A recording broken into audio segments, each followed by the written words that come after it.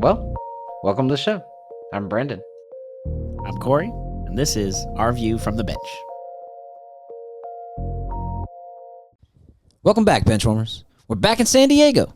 Today, we're breaking down the NBA Finals and having a quick discussion about baseball's dual award system. I'm Brendan, anxious LA Mavs fan.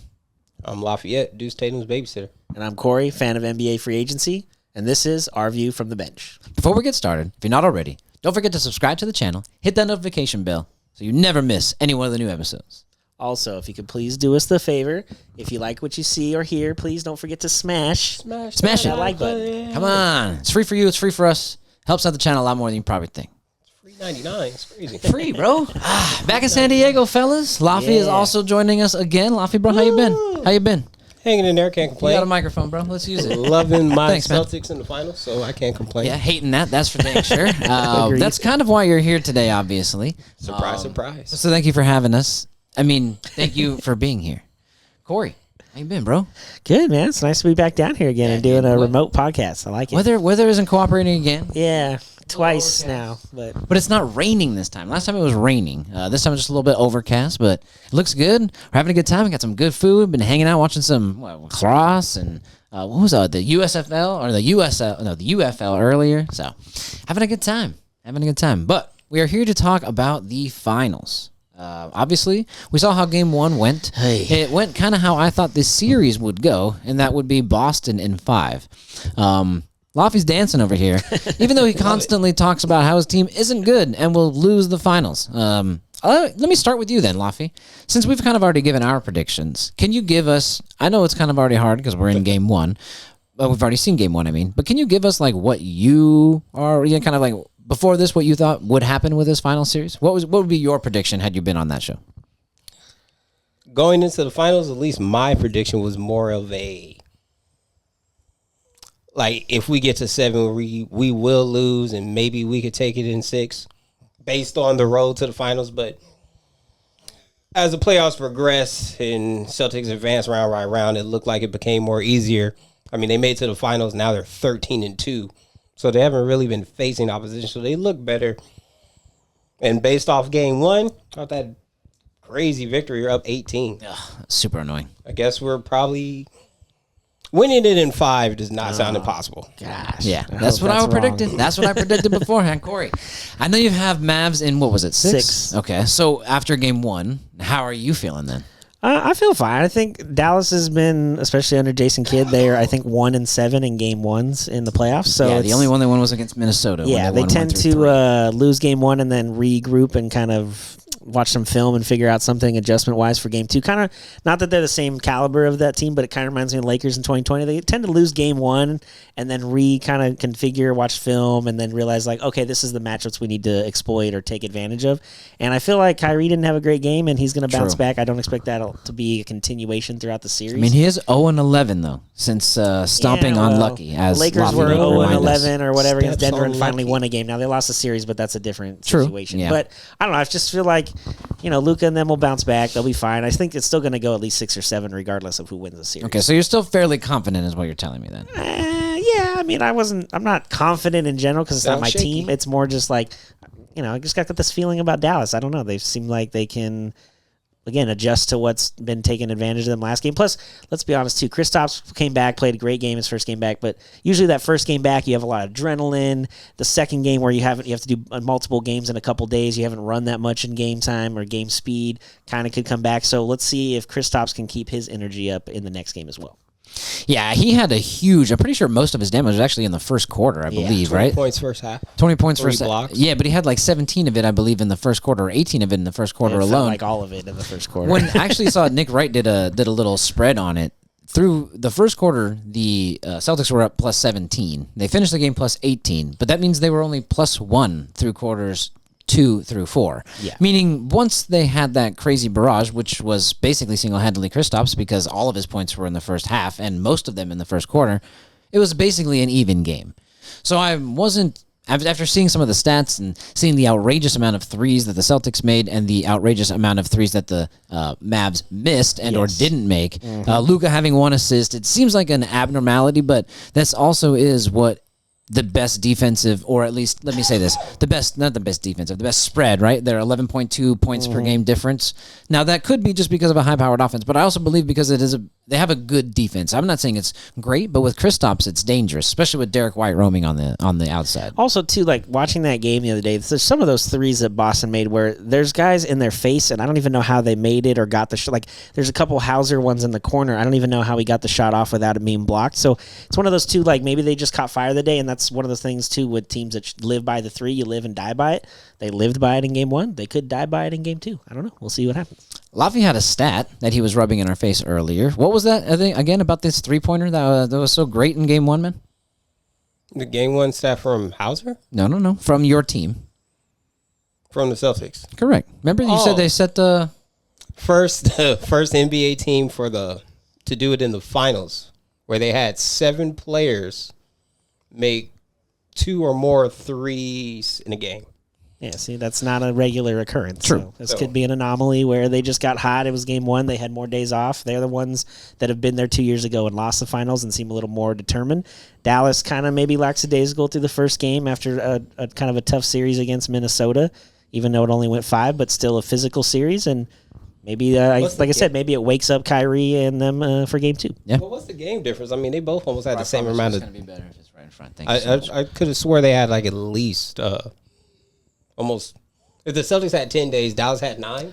I think it was 10 and 8. 10 and 8. 10 and 8. But again... 7. They finished on a Thursday. Okay. Okay. Right. But regardless, it's also the matter of like how much did you really have to give out in the 3 series prior to getting here? Boston went 5 games and then 4 in the last one. Yeah. Dallas went 6 and 7, 6 and what was against Oklahoma City 6-2 as well, 6, right? yep. 6 and then 5 again. So they've had a little more wear and tear. I thought that maybe the extra couple maybe that week off for Dallas was more of a rust thing for them because they haven't had that much time off. And True. Maybe Luka getting better in a sense and having that time off didn't help as much as I thought it might have. Maybe losing his rhythm kind of came back to bite him. Not that he didn't have a good game points-wise, but his percentages and his assists, obviously, I think they had 9 as a team, and he only had 1, which is 1. Their lowest of all season. So, again, adjustments will be made. Jason Kidd, who was on the Lakers coaching staff when they made adjustments from game 1 to 2 in the series in 2020, could be a part of that as well. So, it'd be interesting to see if they lose game 2 like they lost game 1, then the series is a wrap. But if it's a close one or they somehow sneak one out,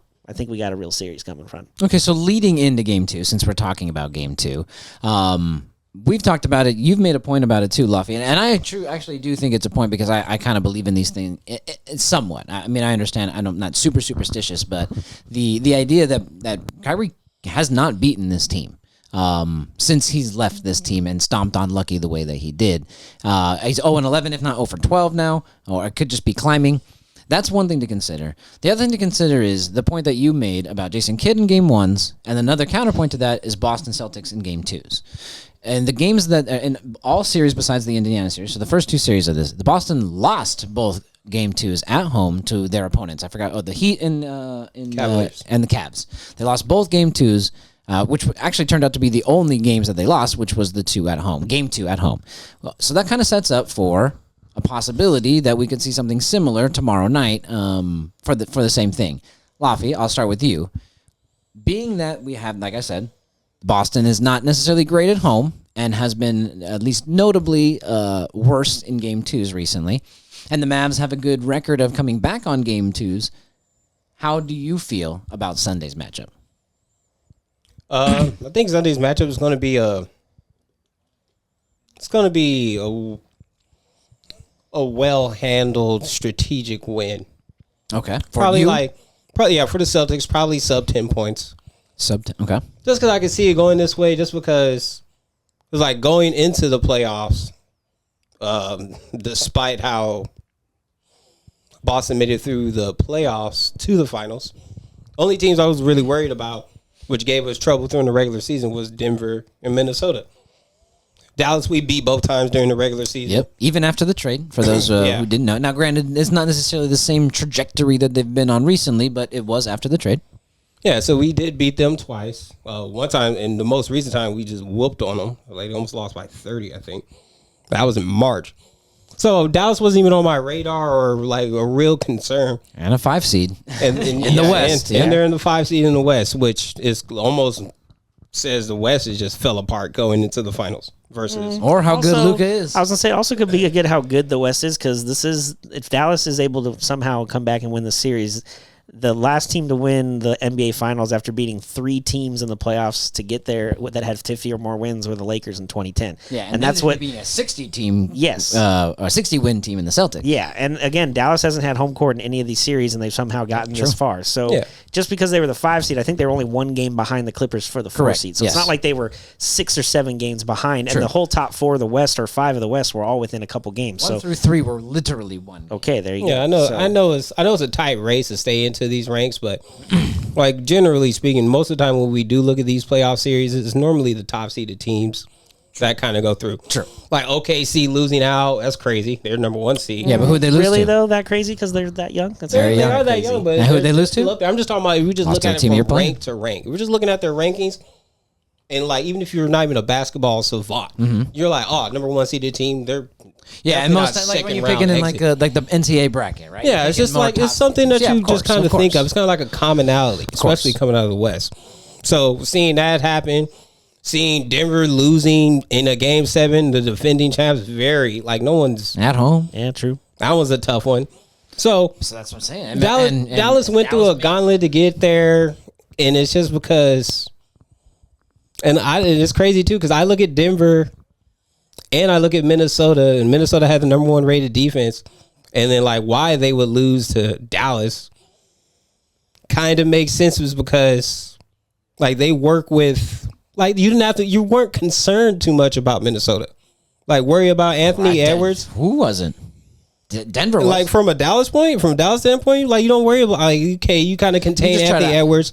Oh, but, you mean offensively? yeah, but like from a Dallas standpoint, it's like okay, so now I just got to break down slower Jokic, and then they'll run plays off that. It's that little drive and pitch. Next, you know, PJ Washington's a hot shooter from the corner. Yeah. because the defense is collapsing. So okay, so before we get too, where relate this back to game 2.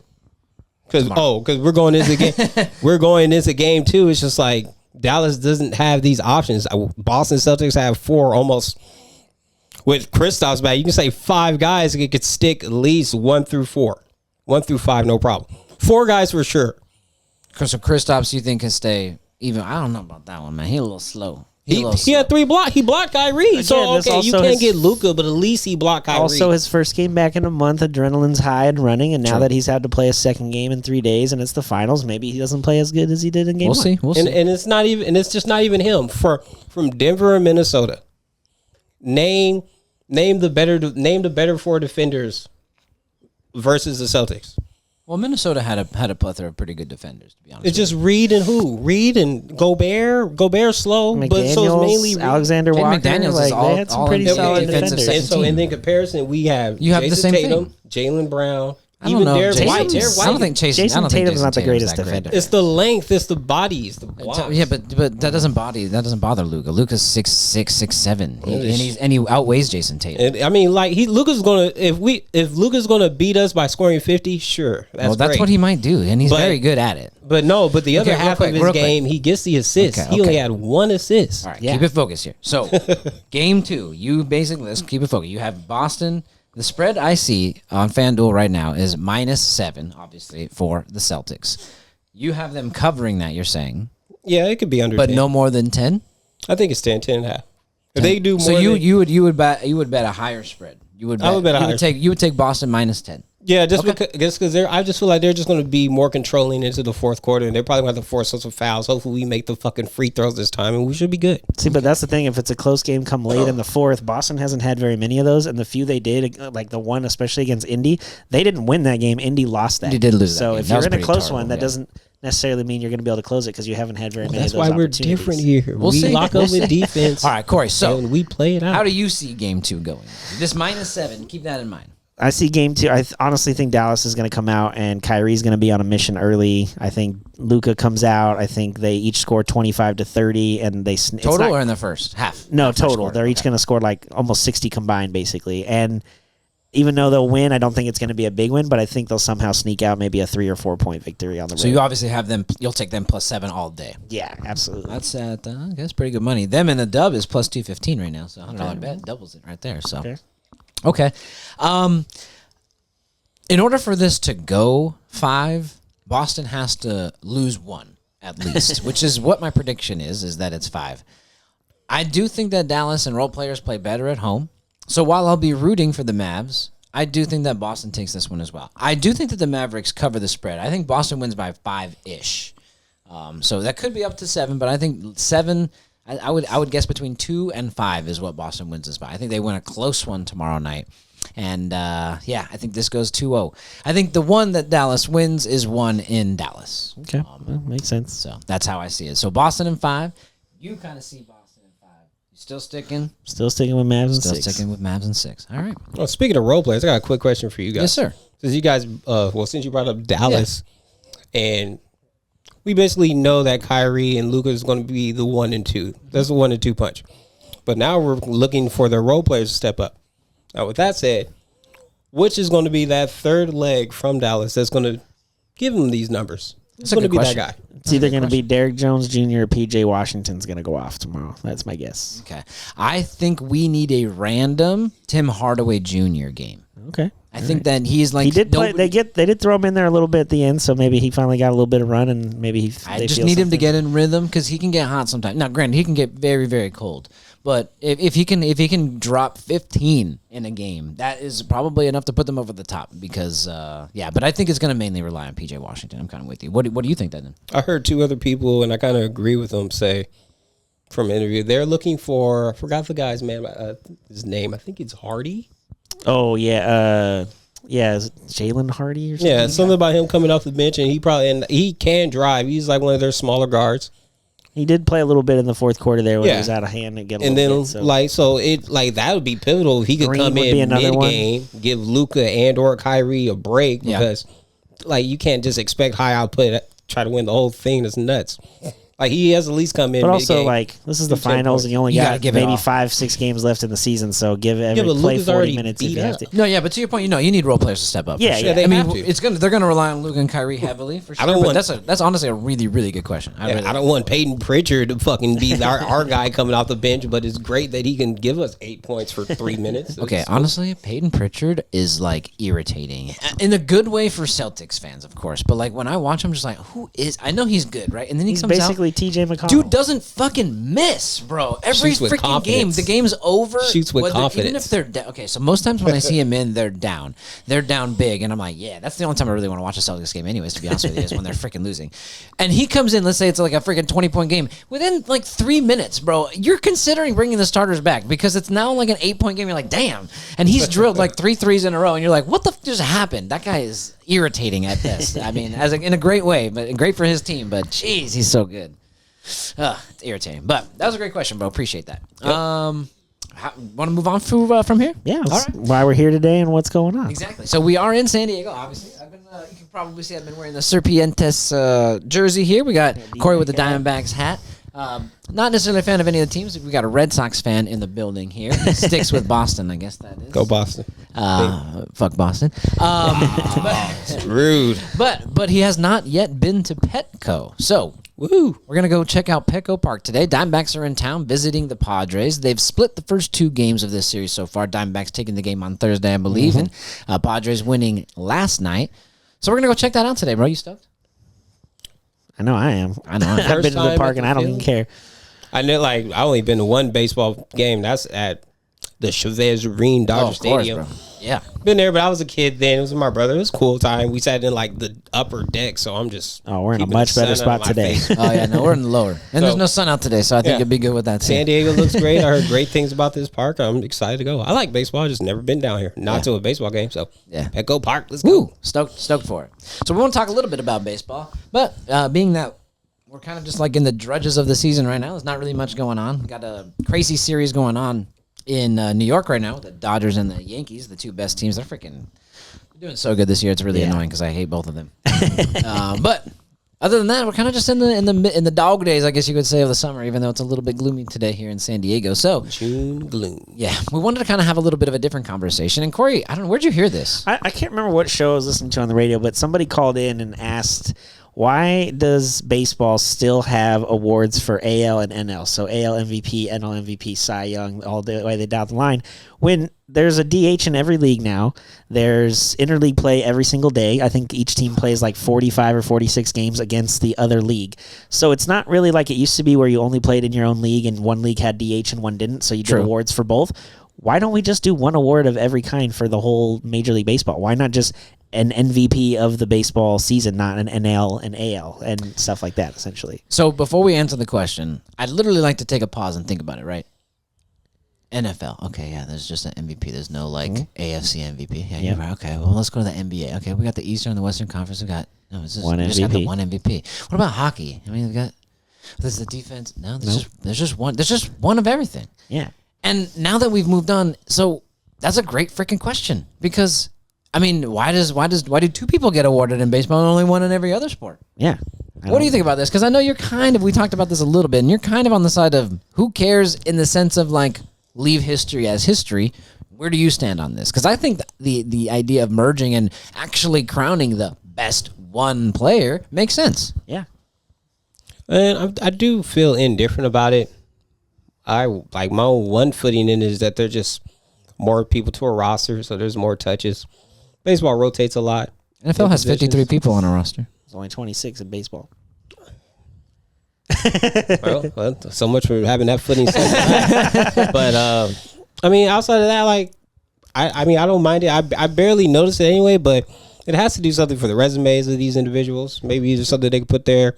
Some pay incentive, I guess. Yeah, but wouldn't it be even more amazing? Incentivized? Well, it's just awesome if you won MVP of the entire league of all 30 teams and not just the 15 of them. That's hoarding Or money. I mean, Cy Young of 30 teams. No, I instead mean, of regardless 15. of the money part. Regardless of the money or incentive base, because not there's everybody other has award that. systems that also do that, just like there is in the NBA. Like you don't have to win MVP in order to win a bunch or to earn a bunch of money on a contract. What you do need to do is, depending on the caliber and the level of money you want, is make an All NBA team, and they do have similar things like that, which would still be separate. I don't know if we would want it that way. Yeah, or like why do we that. have a Gold Glove winner at first base in the AL and the NL? They both play first base the same way against the same kind of schedule. Baseball doesn't hit different in American League parts compared to National League No, parts. it should just be Gold Glove first baseman for the entire league. And again, it makes it even more that you're that good. You're the one. You because did it for that beat year. out 30 or more guys Not instead just of 15 14 or more. others. Yeah. Yeah. So that makes I sense. just think it makes sense. And again, it could be partially the fact that baseball people are just old and don't want to change things. I mean, look how many people were mad about the pitch clock initially, or Which is awesome. making the DH all exclusive across the board in general too. also awesome. Yeah, exactly. like that So one. in the long run, I think most fans will agree with the changes that are better and beneficial. But this could be one of those things that people just don't want to change because they just don't want to. But I think it would be better. I think, like, if Ohtani wins MVP again, say, for the entire league, even though he's not pitching this year and he's only hitting, doesn't it make it that much like, dang, he really is that much better than everybody because he beat literally every other player in the entire league? Yeah, instead of, well, that guy was also good. Yeah. Like him, he was good and he was good. Well, which one was better? Shouldn't we just have one that guy was MVP? good on that side, and that guy was good on that side. Did they ever play each other? Oh, yeah, they played each other for sure. Like a lot? Oh, yeah, yeah. So which one was better? Both. Yeah. It makes no sense. Like, why don't we just have one of everything? Yeah, that's a good point. Now, I know, kind of kicking it back to the designated hitter, that's one of the, I guess, maybe nostalgia pieces, as I guess maybe you would like it, because you're also not against it. You don't hate the fact that it's there, but you wouldn't have necessarily voted for it if it was up to vote from you, right? Yeah, from a personal standpoint, I feel like if you're on the field, you got to play both sides of the field. So that's defense and offense. So you got to be able to hit. So then are you saying Shohei can't win MVP this year because he's only batting? Yes. By your definition? In my opinion, technically, my opinion, he had DHs are tough. a little bit different because I think you should at least play the freaking field. Well, no, that's what I'm saying. But if you're the DH and you have astronomical offensive numbers and you're that good, shouldn't you get MVP regardless? Me personally, I think Because you don't play the full game. Yeah. Now, if he pitched, even if he didn't, if he DH'd and didn't play the field, and then only played when he pitched, then that would still count for me. But you have to just do something out there. You know what I mean? Like, Just divide it again. There's already splits But anyway. then is it weird that a pitcher has won an MVP before and they never batted that year? okay, Corey, you're right. That's a very good point. There's a pitcher that's won an MVP. Yeah, Clayton Kershaw and Verlander are the two that come to mind. They both won an MVP as a pitcher and the Cy Young in the same season, I believe. Okay, so baseball awards are weird, and that's why we're having this freaking conversation. That's a great freaking point. They should institute a new one. Have a DH hitter year of the award.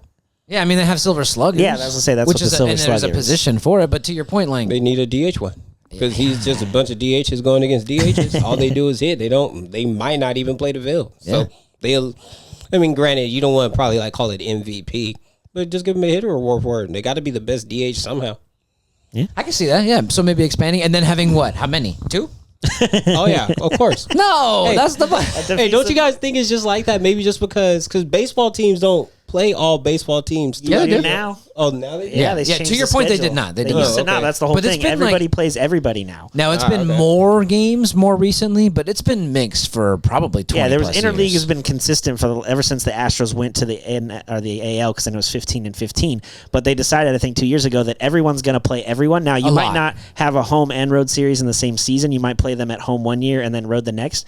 But you do play every single team in Major League Baseball, at least 2 games, if not 3, for a series. which is during actually the something season. that you don't do in football. Also a good point. You don't play Now everybody. you do in basketball. You play everybody at least 2 Hockey, times. you play everybody at least 2 times. But yeah, football, you don't have enough But you games still in the win the schedule to MVP. play everybody. Yeah. Yeah. See? I don't know. Yeah, Something to think about. That's great. Okay, so let us come up with all the rules, and we'll help fix all the leaks. Don't worry, we got it. Don't worry, we got it from here.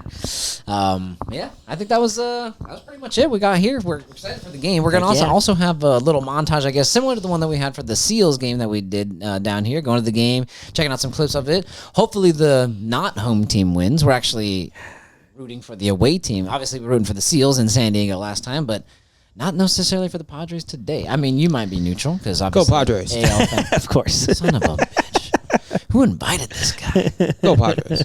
Anyways, go Mavs. So, The child is about to hit a home run. anyways, appreciate everybody for stopping by. Thank you as always for seeing things from our view from the bench. I'm Brendan. It's Loft. And I'm Corey. Like we always say, enjoy the sports until we talk again. Peace.